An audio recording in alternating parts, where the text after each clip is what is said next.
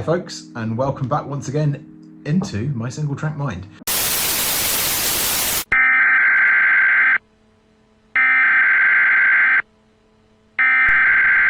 We interrupt our program to bring you this important message.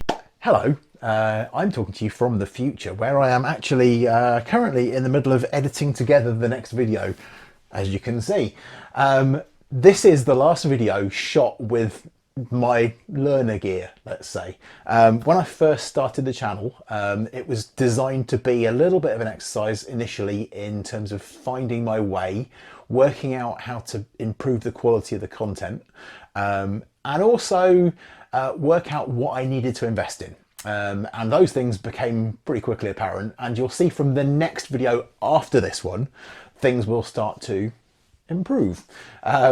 So things like microphones, better quality cameras, tripods, lighting, the little workshop stroke studio space that we've created, which if you watch the short videos you might have already seen. All of those things start to appear from the very next video, but this is the last one in fuzzy vision, where a bloke is sometimes difficult to hear because he's mumbling a bit in the background. So apologies for that, but like I say, bit of a learning experience for me. And unfortunately, things got interrupted because my family's been through a very difficult few months, and I've had to focus on different things. And to be honest with you, my mind has not been in the right space for basically creating this kind of content. However, having said that, I have actually been out recording quite a lot of stuff, which you guys will get to see before too long. Quite a variety of stuff, not just bike building stuff, but also going for some rides and looking at some bikes, various other things. All that is coming down the road.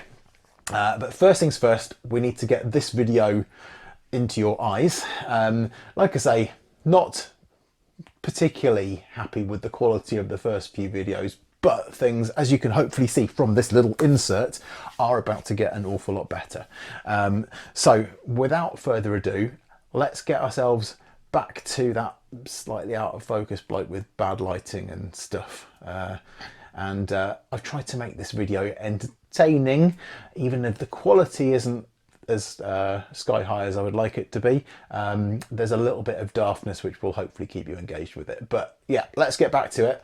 And I will catch up with you guys separately about what's been going on in the real world for me, because it's got quite a big impact on me as a person, my mental health, and obviously one of the main focuses for this channel, apart from bikes, is mental health. And I've been through a little bit of a tough time again recently, so I will discuss that with you a little bit, let you know what's been going on. But for the time being, let's get this one started back up again. Where am I? Oh, there I am. That's me talking there, isn't it? This is the moment I interrupted myself, I think, pretty much. Yeah, I'm just yabbering away there. Not in very good quality either, but anyway, thanks for visiting the back office here. Let's get back into it. So today, as a follow-up on the other video that I recently did where I serviced a set of hub bearings, today we're actually going to fully upcycle those wheels to modernize them and make them tubeless and get them ready to go onto the budget gravel build. First of all, obviously we have our wheels. Now, as I mentioned last time, they're half decent wheels. It's stupid to just get rid of them. And like I said, I've sort of gladly discovered that the bearings in these wheels are actually cup and cone, which means that I was able to strip them and rebuild them, and they feel all right. They're not amazing, but they feel fine. Alex rims, they are not tubeless ready. Let's have a quick look. Can you see in there? Let's have a look. Yes, you can see in there, look. Not a tubeless ready rim. It's very, very deep centrally, which is making the tyres a little bit floppy. And I think they're going on too easily.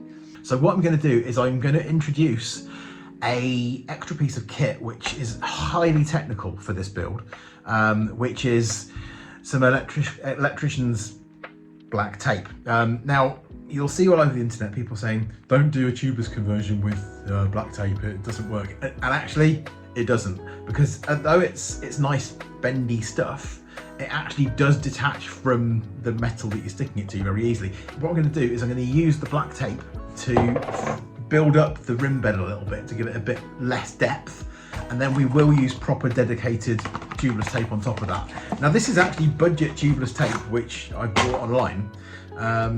Doesn't have the bestest reviews, but we're going to give it a try and see how it works. You'd think Paneracer stuff would be okay, but it's suspiciously cost effective. I believe this rim tape was something like £6 for a roll. They're ridiculously cheap Goodyear connectors. These, now as you can see, these are now actually they have some shape to them. And what I recommend doing is if you buy a set of folding tyres, before you do your tubeless conversion, what you want to do is you want to hang them up over something that gives them shape. I mean, ideally stick them on a set of wheels and pump them up and leave them there for a couple of days. But what I actually did was I hung them over the back of a chair, which has given them their shape back. Because when I first got these out of the box that they were sent in, they were incredibly floppy, let's say. We've got our discs ready to go back on. These have been cleaned with isopropyl yes, so that's clear, right? These have been cleaned with isopropyl alcohol, which you buy online in a squeezy bottle, and it's very, very, very similar to brake disc cleaner. Rotor bolts, which are very unexciting and uninspiring black ones. Oh look, anti-grav, clever. But we're going to replace them with some nice shiny purple ones. I bought them online, basically, direct from China, and they arrived in 4 days. And they cost, I think they cost £1.50. And also have a set of nice ZTTO skewers to go on there as well. So basically, the wheels, which is one of the bigger parts of the overall job, will be sorted and good to go. Right, let's go to the garage and see what's happening out there. Hi, before we go to the garage, I'm actually going to do the taping of these rims in here so that you can see better from this angle what it is I'm doing. Because out in the garage it might be tricky to show you close up what's actually happening. But yeah, so I will do that now. It's actually quite nice outside today, but we will go out there in a minute. Been out for a ride on the gravel bike this morning and I did 30k before 9:30, which was quite nice. And if there's anything that makes your brain feel good, is actually doing a bit of exercise first thing in the morning and getting back and thinking, most people probably aren't even out of bed yet. Okay, so here we go. We've got our black tape, and the first thing we're going to do is we're going to run the black tape around the rim, just like I say, to make this rim depth a bit shallower, because you can see actually from this angle with the light on it, there's a deep channel in the middle there, and it's just like I said before, a little bit slack. So what we're going to do is we're literally going to start where's the valve hole gone to? Where is he? There he is. There's the valve hole. What we'll do is we'll start the back side of the valve hole like that. And what I do is I run round with the tape, but I use my finger and I chase the tape into the rim as I go, basically. So what you're doing is you're literally just snugging it down so that it's nice and flush all the way around.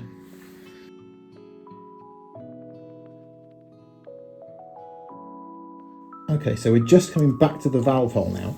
So when we get to the valve hole, what we're going to do is we're going to go straight over it and completely cover the valve hole so that it overlaps. Okay, so next up we are going to layer on the tubeless tape. Now, before you start doing this, make sure you've got a set of scissors to hand, because unlike the electrical tape, you can't split this with your fingers. It's this one in particular is actually quite inflexible, which is possibly going to be its failing. I've definitely seen thinner rim tape than that. It's a little bit, you can see it's a little bit plasticky. Right, so we're going to start from the valve hole and we will overlap from the valve hole. Going in, it is quite an inflexible tape. Now, there are some benefits in that, which is that it's not stretchy, And the other benefit of that, I guess, is that we're not going to have too many issues with it going kind of bubbly or anything along those lines. So you're going round, again, use your thumb. Sometimes, if it's a wider rim, I'll actually use something like the end of a screwdriver, not the pointy end, obviously.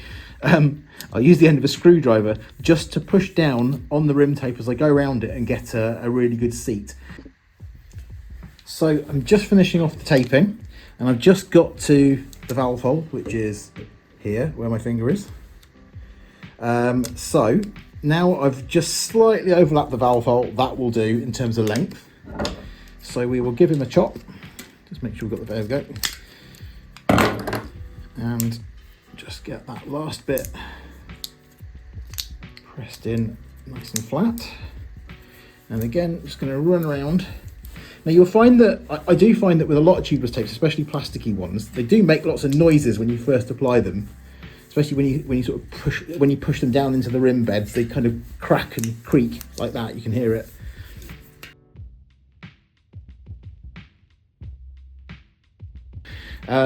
So that is one done. I'm going to do the other one. I don't think you need to watch it twice, but yeah. So there we go. That's our first one taped.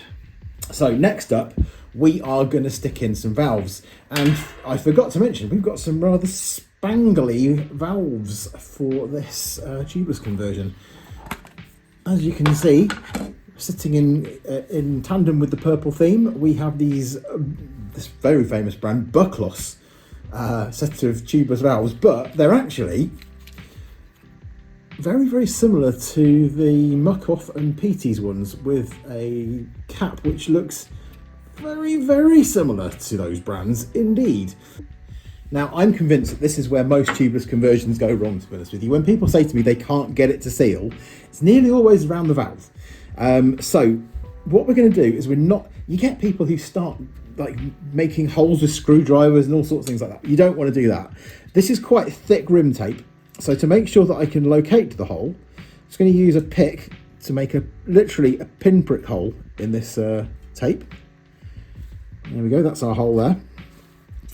And you then get yourself a Stanley knife, and we're going to go into the hole and make an X in it.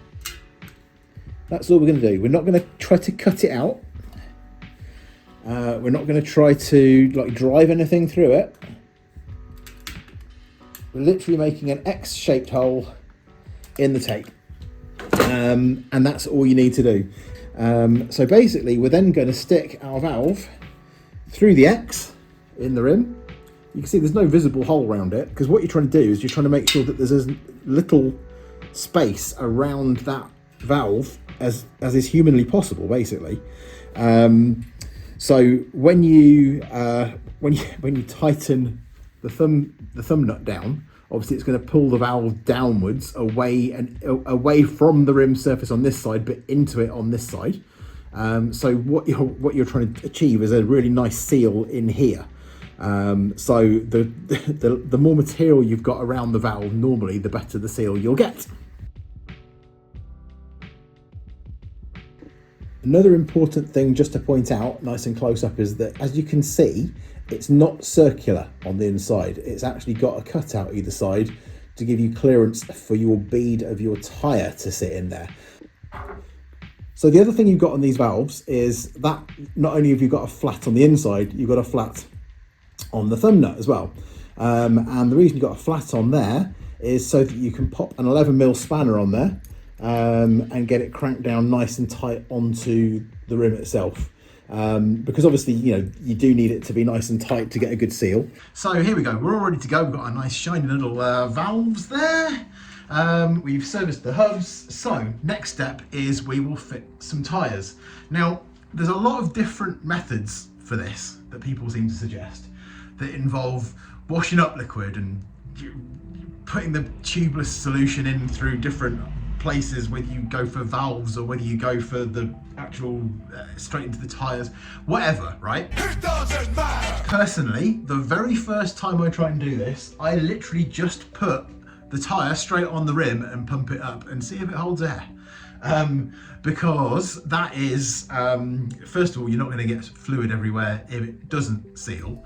If it does go straight on when it's dry, then Bob's your mother's brother. And you know that you're getting a seal before you kind of commit to doing other things. If it doesn't go on dry, then stick some washing up liquid on it. We may do that depending on how this goes. So we may explain that if we indeed need to. But anyway, first things first, let's get this tyre onto this rim. We'll start off with the rear one. So let's grab ourselves one of our delightful Goodyears here. So we've got our Goodyear connector. Now, I know teaching your grandmother to suck eggs and all that kind of thing, but tyres are often directional. I've never used these before. Yes, we do have a rotation direction. So as you can see there on the tyre, rotation, yes. Right, so obviously the arrow is saying this way, so you want it pointing that way because we're going to go that way. So if the bike is pointing in that direction, then the cassette is going to be on the right hand side of the bike. So to get the rotation in the correct direction, double checking here, we're going to put the tyre onto the rim, off it up this way round. Now, pro tip here, very important, actually it does have a genuinely practical reason for saying this, is it's good to use your logos on your tyre. There we go. I personally like to get those centered on the valve. Now, people think that's just about making things look kind of spangly, but actually it's got a practical application, which is you can find the valve quickly because you just look at where the logo on the tyre is. So when you're trying to get something sorted and you've got to pump up a tyre or whatever, you're not hunting around for it, which sounds a bit stupid, but actually it does genuinely save you some time, and also it does look much cooler to have your logos matched up to your logos on your rims and indeed the valve. I suspect I'll be speeding this bit up for you. Yes, cue sped up time.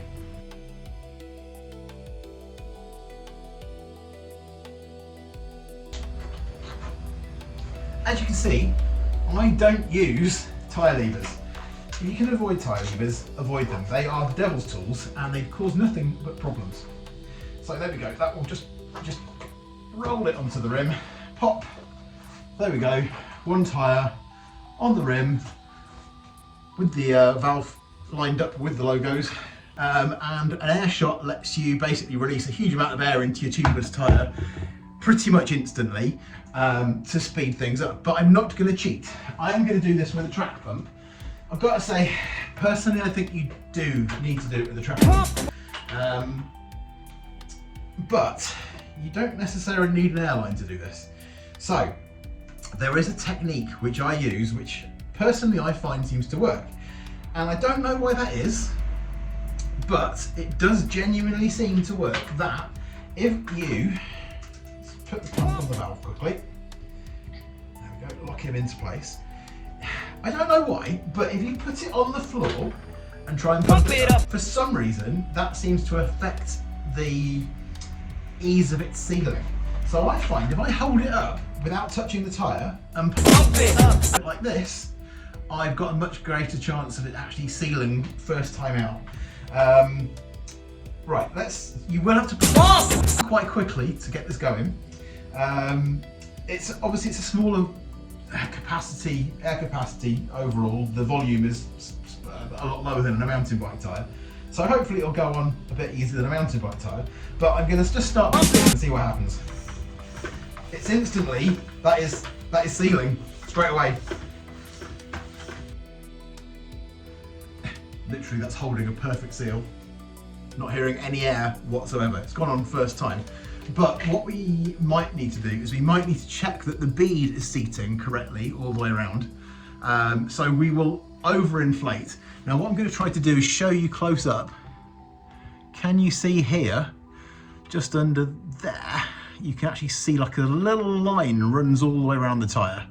Now that little line you want to have popped out evenly all the way around the entire tyre. If you can't see that little line all the way around the tyre, it's not on properly. Right, so let us continue with a bit more.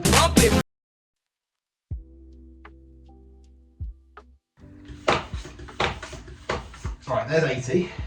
Well, happy to say that both of those went on straight away, immediately, with no issues. Both are sat nicely on the rims. So what we're going to do now is we're going to stick some tubeless sealant into them. Bit of a messy job, unfortunately. Never the easiest thing to do. Personally, I dislike the putting the goop in the tyres bit more than the actual getting the tyres onto the rims bit, even though this is the bit that everybody curses about.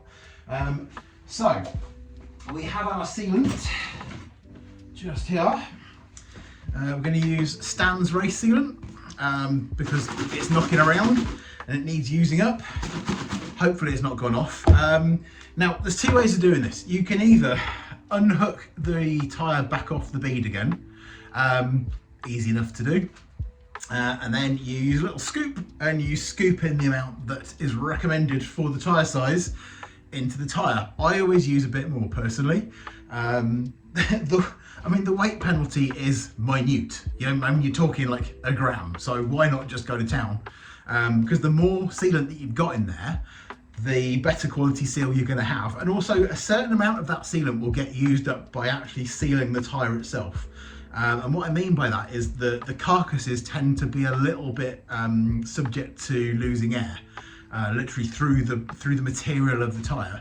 So a certain amount of it will actually find its way around the tyre on the inside, get stuck to the inside of the tyre and coat it in a little coating of airtight loveliness.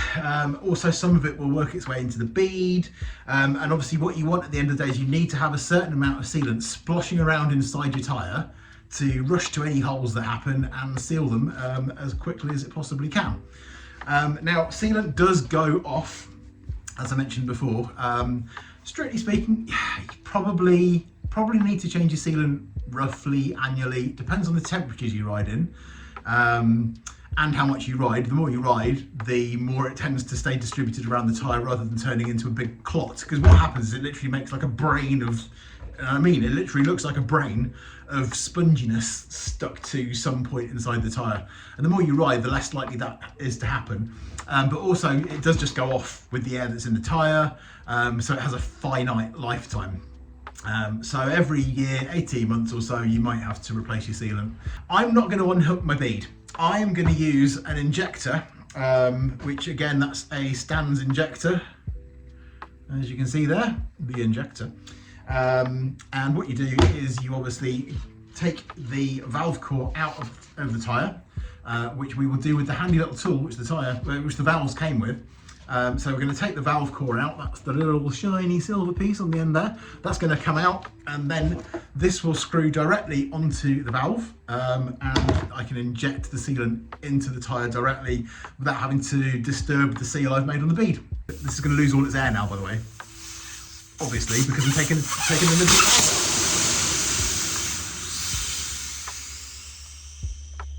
Minor hurricane. Anyway, right, so there's our valve core. That's going to go off to one side.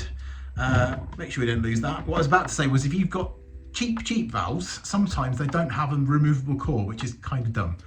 So don't buy cheap valves. Make sure you can get ones that have got a removable core, because the first thing that goes wrong with the tubeless valve is usually you get a bit of sealant clogs the valve itself up, and if they're non-replaceable, you're replacing the whole thing. Whereas if you just need to replace the core, a lot of inner tubes have cores. You can buy cores separately. They're all the same. You just replace the core if it gets gunked up. Right, well, I can't see any lumpy bits in it. It looks okay. My injector's a bit dirty, but let's just ignore that for the time being. Right, so let's get our plunger in here. This is where I fire it all over the workshop, all over my face or something.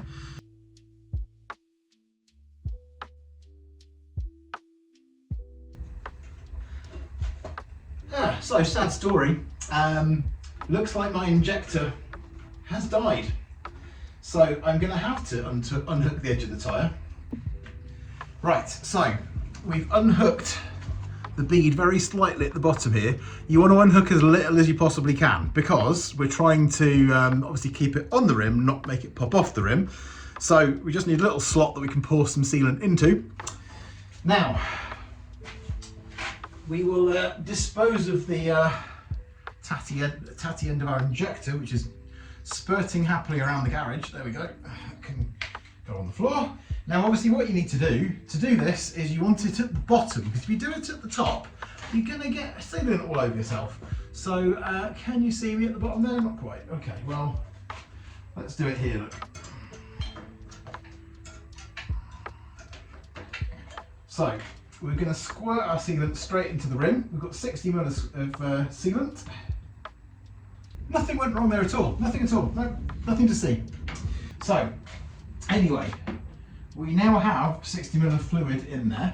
What I would recommend is always have a rag to hand with this stuff, because if it gets on things, it will stick to them basically.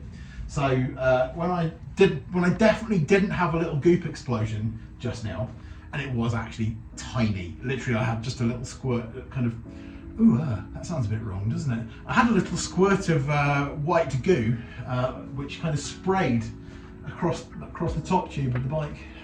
So the tyre needs to get popped back on the rim. So at the moment, obviously gravity means that the sealant is sitting here. So what I would do is I would just gently rotate it. So the sealant is now running down inside here. So the sealant stays obviously at the lowest point, which means that we can then bring where we've put the sealant into the top, and we can just pop it back on like that. As you can see, there's a teeny little bit of sealant on the rim, so we're just going to wipe that off. Like I say, there you go, it comes off that easily. That's how easily the stuff comes off, so long as you get it when it's wet. If it dries on your clothes, when you're out guiding up a mountain in 30 degrees in Andorra, and it bakes into your clothes and ruins them, that's a different story. And as you can probably tell, not an altogether happy one. Right, so obviously our tyre's now flat, so hopefully this will re-inflate nicely. And that is now, just do up the block nut, cap back on. We have one fully converted tyre. Now I don't know if you can hear that. What you're hearing is the fluid inside the tyre. You should be able to hear a little bit. But like I say, some of it will get distributed around the tyre. There's a tradition, by the way, that you've got to stand and you've got to wobble it around and give it a wangle.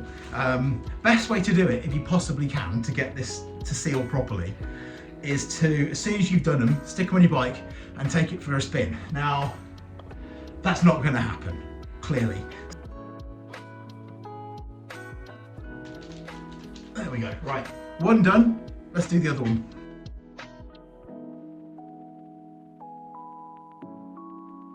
That's that one done.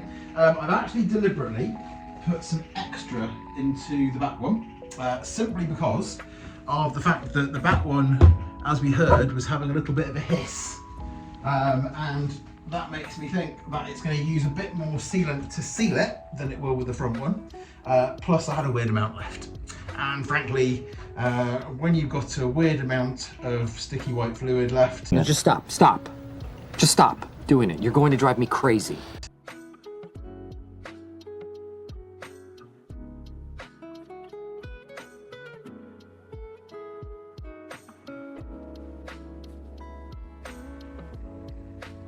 I am not hearing any air coming out of this at all. That's nicely done. Bead.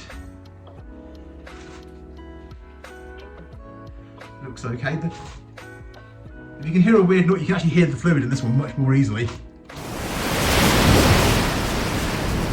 Yeah, that's lots of fluid splashing around in there. Tubeless done. What we need to do now is we need to get some discs and some other bits onto these wheels, and then they are fully upcycled. And we are going to take our discs, which, like I say, have been cleaned with isopropyl alcohol. They're both 160, so it doesn't matter which one I use.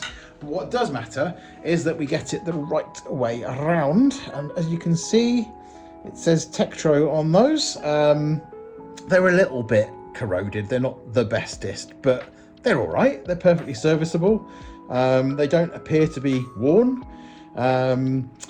So anyway, next to where it says Tektro, you can see it has an arrow to show the rotation direction of the disc, and cassette side obviously is on the right hand side of the bike. So this is the side we're going to install the discs, which means the wheel is rotating in that direction, like so. So our disc arrow needs to be rotating in the same direction, which it is going to, because we're going this way. Right, so let's get this bad boy onto here. Now, to do disc rotors, you're going to need Torx keys. They, many years ago, had Allen keys on them, but that was a very bad idea because they just rounded off all the time. These days, I don't think I've seen a disc rotor in many, many years that doesn't come with a Torx head. T25 for a disc rotor. Just in case you're interested in my statistics.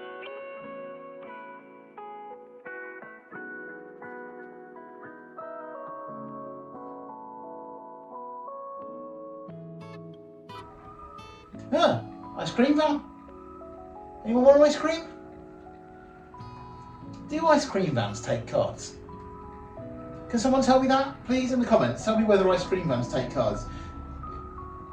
Because if they do, every time I hear that bugger, I'd be out there. I never go to the ice cream van because I think, well, I don't ever have cash. I always think, oh, I'd love an ice cream. Go out and get a lolly, a mizzy, a screwball, a feast. I never liked screwballs. I thought they were disgusting, to be honest with you. And if you don't know what I'm talking about, get older. Basically, when I was a kid, I think my favourite when I was a kid was either a mini milk, when I'm talking about being a little kid. I used to like a mini milk, or I used to like a choc ice. I was quite partial to a choc ice, especially a mint one, or a feast when they were actually a decent size. Whereas these days they've shrunk them down to the size of like little things. But I can't say the word p. See, stop saying p. Can't say that either. Well, I could.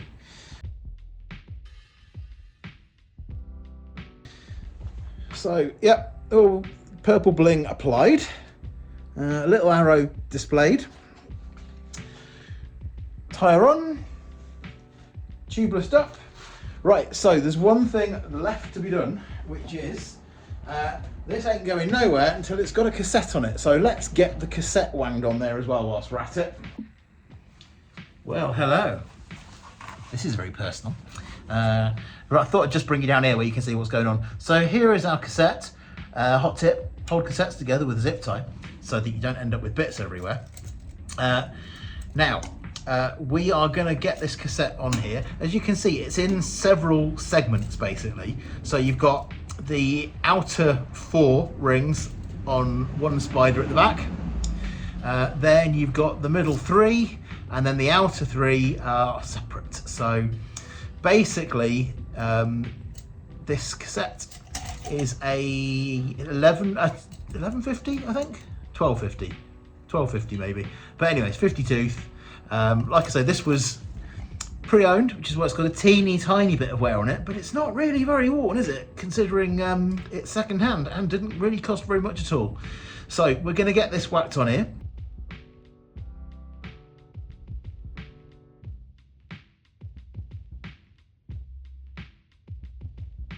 And then you've got your lock ring. Now, it's such a shame, isn't it, that this lock ring doesn't match the oh, we've got some purple in here as well. Okay, right. Oh no! What is essential is that you throw it on the floor, obviously. This is what we need. Lock ring tool. I look very red in the face there. It's almost like I've been bent over for the last 5 minutes. Ooh, my ring's fallen off. Right, what we also have is we have some nice spangly skewers. So we'll stick him in there. Again, same brand again, ZTTO. Quite a nice finish. Quite decent looking. So there we go. Now we have a skewer. So we're all purpled up. That can go on the bike. Quick release lever goes on the disc side, by the way. Make sure you include the spring on each side, because without the spring they don't really work very well. So there we go, wang those on there. And now we can actually put our first bits on the bike at last. So the bike is starting to happen. Yes, the bars and stem are going to be gone. They are kaput. But they can go on next time. We'll do a little video about fitting bars. However, we can stick on our ruedas wheels if you are speaking Spanish. I don't know why I'm speaking Spanish. There we go, but I am. So anyway, let's get the wheels on and we can have a look and see how these wheels look on the bike. I always think that starting with the wheels gives you this sort of sensation of, oh look, it looks like a bike all of a sudden. Whereas if you do everything else first, it sort of feels a little bit like there's a lot left to do. Right, so there we go. Wheels are on the bike. Wheels are fully replenished. Today we have, well, not just today, over the last couple of days, we have rebuilt the hubs. So they've been stripped down, cleaned out, rebuilt, re-greased. We fitted a 50-tooth cassette for going up hills, very, very steep hills, without getting off and being a fanny. We've converted to tubeless, fitted new tyres, fitted new valves, so that's quite a lot of work done. That's that for today. I really do like working on a bike. Like, you kind of get absorbed into the process of working on the bike, even though I'm obviously talking to you. But I guess it's a bit like I was saying before about riding bikes is very absorbing and it switches your brain off a little bit. Well, it doesn't switch your brain off, it switches your brain on, but in a focused way. So you're kind of thinking about the task at hand, and a lot of other things sort of fade away, which is, I'm pretty sure, is a good mindful thing to be doing. Being very much in the moment again. Anyway, I've enjoyed doing that with you guys, and I will see you again very soon for the next bit of this build. See you later.